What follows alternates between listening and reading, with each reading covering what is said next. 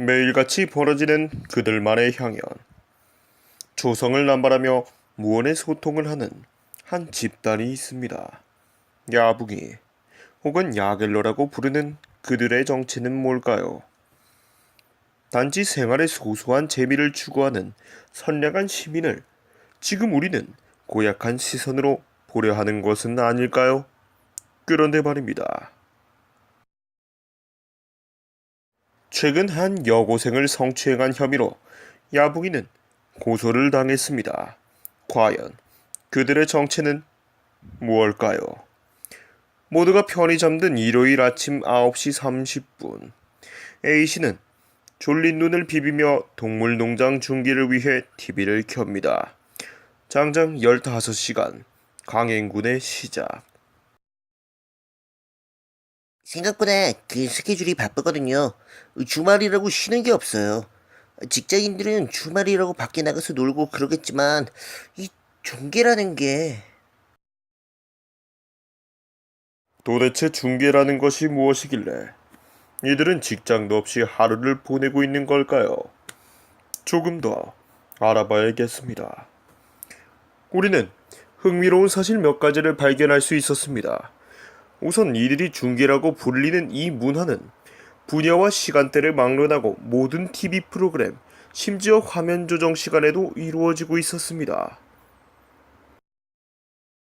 다큐멘터리부터 스포츠, 심지어 젊은 층들 사이에서 시청률이 잘 나오지 않는 전국 노래자랑 같은 프로그램에 이르기까지 이들에게 한계란 없는 듯 보였습니다. 그런데 말입니다. 그곳에서 저는 야상중, 코상중으로 불리고 있었습니다.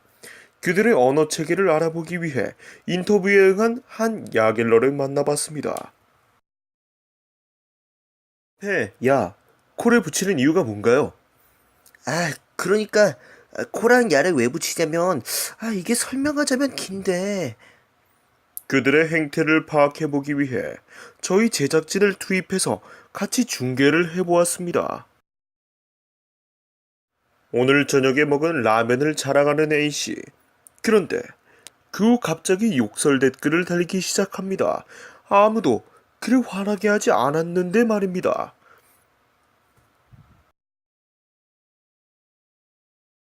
지금 저분은 키보드를 치면서 입은 웃고 있지만 그 눈은 전혀 웃지 않고 있죠.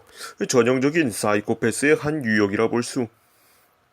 그 외에도 낙타를 보며 다조라고 부르는가 하면 전국 노래자랑을 보며 나오지도 않는 허각을 찾는 등 아주 이상한 행동을 보입니다.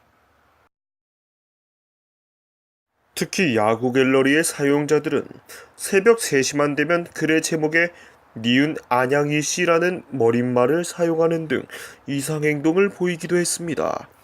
그들에겐 살인 동기, 살인 방법 같은 건 중요하지 않았습니다.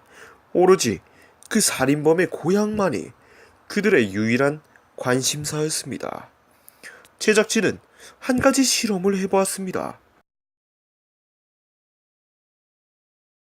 이 게시판의 취지인 야구 이야기를 하자고 했을 때 이들은 어떤 반응을 보일까요? 놀랍게도 야겔에서 코그 얘기하지 말아라고 하는 글이 올라왔습니다.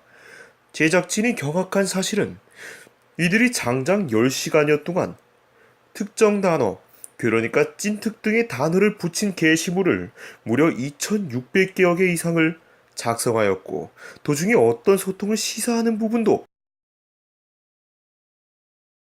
없었다는 것입니다. 전문가들도 예상할 수 없던 그들의 행동 양식에 적잖이 황당함을 내비칩니다. 글쎄요, 이 특이라는 단어가 뭐죠? 사회에서 도태된 이들의 마지막 해우소. 저는 그곳을 야길이라 부르고 싶어요. 과연 이들은 왜 비좁은 산평의 공간 안에 스스로 자신을 가두고 있는 것일까요? 또한 그것이 과연 그들만의 문제인지 아니면 우리 사회가 만들어낸 유리벽일지 그것은 우리가 다시 생각해 볼 문제입니다. 그들은 아마 지금 이 순간에도 우리를 보며 웃고 있지 않을까요? 그것이 야구 싶다에서는 국내 야구 갤러리 등을 비롯한 DC 인사이드의 소속감을 느끼며 활동한 적이 있거나 이에 대해 잘 알고 있는 분들의 연락을 기다립니다.